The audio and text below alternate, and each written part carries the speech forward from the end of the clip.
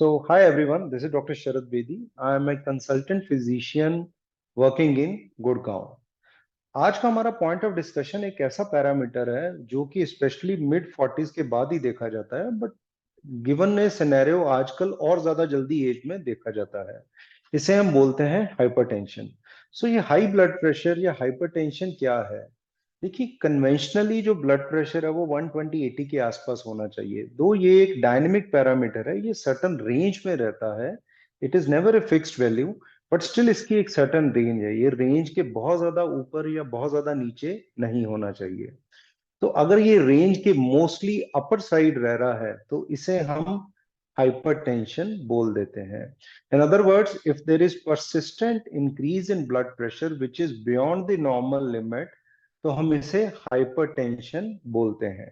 उसके अलग अलग रीजन हो सकते हैं, बट सबसे कॉमन रीजन जो होता है जिसे हम प्राइमरी हाइपरटेंशन बोलते हैं, जो कि कह सकते हैं कि एक एज रिलेटेड फिनोमेना है जिसमें कोई कारण नहीं है, but yes, there are certain risk factors with increasing age जिसके कारण ये ब्लड प्रेशर आर्टरीज में जो ब्लड फ्लो करता है उसमें पड़ा जाता है। सो ये जो नॉर्मली हेल्दी पर्सन में ये राइज करता है, फॉल करता है through out the day, but yes, अगर ये कंटिन्यूअसली बढ़ा रहता है और अनट्रीटेड रहता है तो ये डैमेज कर सकता है many vital organs of the body.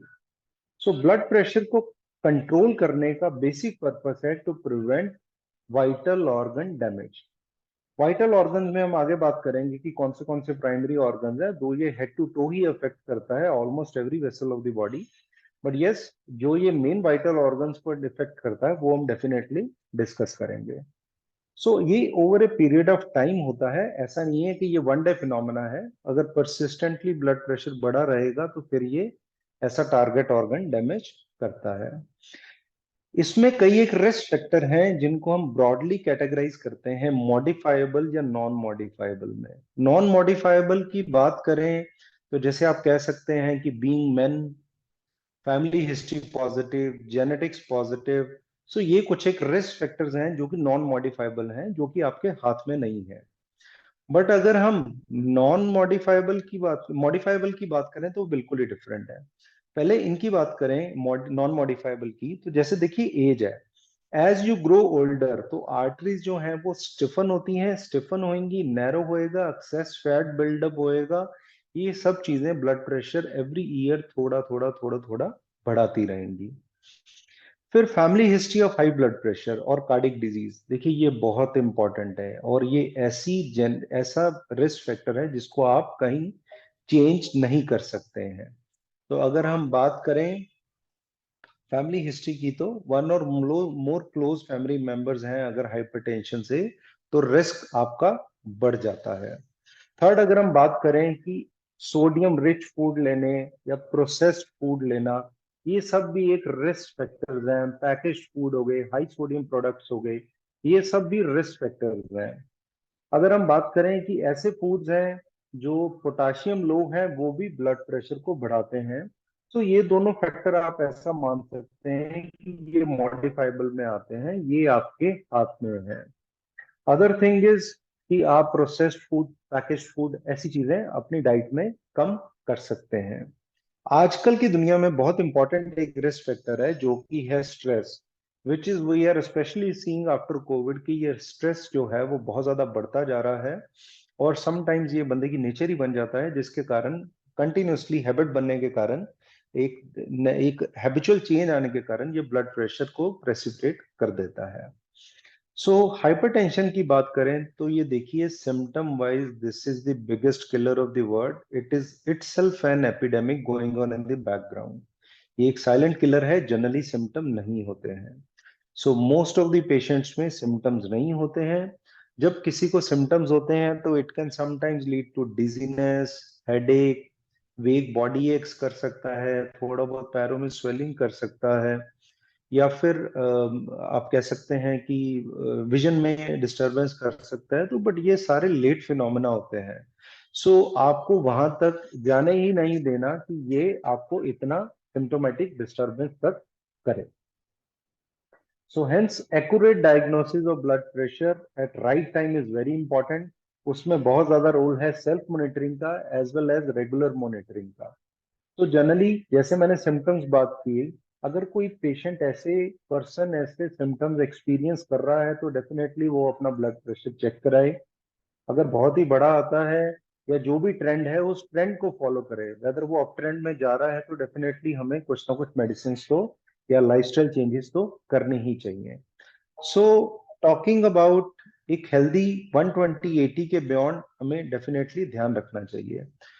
अगर ब्लड प्रेशर 140/90 से ऊपर है, जिसको हम हाइपरटेंशन ऐसी बोल देते हैं, जिसमें हमें probably most of the times along with lifestyle changes हमें मेडिसिन को भी इंट्रोड्यूस कर देना चाहिए। सो टॉकिंग अबाउट मैनेजमेंट में हम दो चीजों का खास ध्यान रखते हैं। एक तो देखिए नॉन फार्माकोलॉजिकल मैनेजमेंट होगी, that is without the medicine. एक हो गया with the medicine. Let's talk about without the medicine, because वही कोर ऑफ थेरेपी है, वही कोर ऑफ मैनेजमेंट है, उसमें हम क्या कुछ कर सकते हैं। डाइट एंड एक्सरसाइज का सबसे इंपॉर्टेंट रोल है। रेगुलर एक्सरसाइज, वेदर आप कार्डियो करते हैं, रेजिस्टेंस ट्रेनिंग करते हैं, मिक्स ऑफ दैट करते हैं, बट रेगुलरिटी सस्टेनेबिलिटी बहुत इंपॉर्टेंट है। हेल्दी डाइट का बहुत बड़ा रोल है। Healthy diet should include less of sodium packaged processed food and more of potassium rich foods. Regular blood pressure monitoring रखें अपनी। अगर कोई स्मोक करता है तो मेरा सजेशन यही है कि टोटली क्विट कर दे। There is no safe limit of smoking as such. Stress management, अगर हम स्ट्रेस मैनेजमेंट की बात करें तो बहुत ही इंपॉर्टेंट है stress management, specially in today's world, because किसी के सबकॉन्शियस माइंड में या किसी की फ्रंटल नेचर में हम स्ट्रेस देख ही लेते हैं अक्सर ही, almost in every patient. And जो स्ट्रेस है वो ब्लड प्रेशर को बहुत लेबाइल करता है, वैल्यूज बहुत ऊपर नीचे होती हैं। सो इन केसेस में सबसे इंपॉर्टेंट है स्ट्रेस मैनेजमेंट करना, जिसमें one can use healthy diet, exercise, एक रूटीन फॉलो करना, some form of yoga meditation करना, जो भी किसी का जो भी पर्सनल इंटरेस्ट है।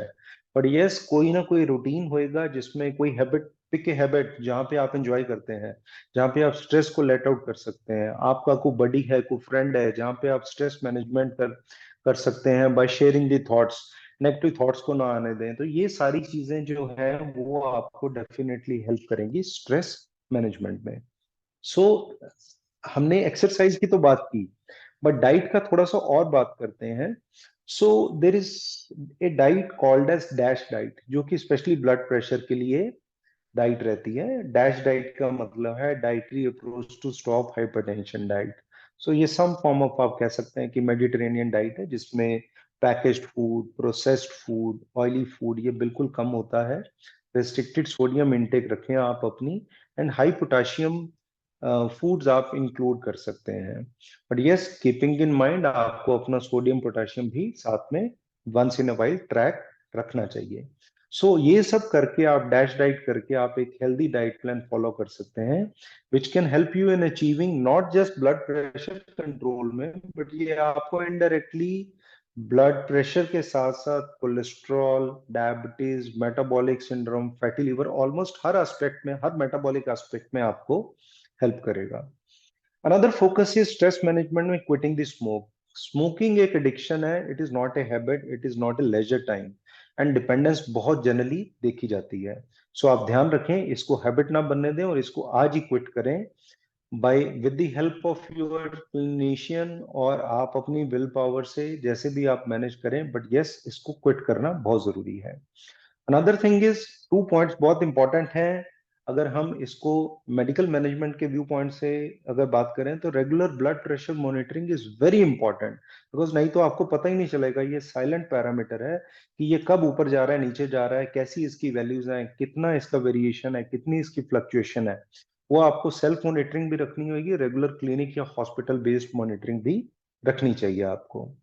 Another important aspect is, if you are on medicine, then you should hit the target, because the whole idea of starting the medicine is कि अब आप अपने target को achieve करें, जो कि close to 130/80 रखें।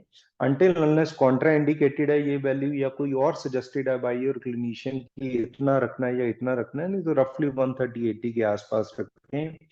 फिर चाहे वो आप सिंगल मेडिसिन से लेते हैं, मॉर्निंग इवनिंग लेते हैं, डबल मेडिसिन लेते हैं, वो मैटर नहीं करता, but based on your vital organ profile आपको ये सब कुछ रखना है with the help of medicine and lifestyle इसको टारगेट कंट्रोल में रखना है टू प्रिवेंट 4 ऑर्गन्स जो मैंने स्टार्टिंग में बात की थी। वो प्राइमरी 4 ऑर्गन कौन से हैं? One is brain, eyes, heart and kidneys. So these are the master organs of the body, जिसके लिए ब्लड प्रेशर को कंट्रोल करना बहुत जरूरी है for improving the overall survival and longevity. I hope मैं एक शॉर्ट स्पैन ऑफ टाइम में आपको एक मैसेज पास कर पाया हूं कि कितना इंपॉर्टेंट है इसको मैनेज करना for your improvement in overall survival. I thank everyone for listening. Thank you.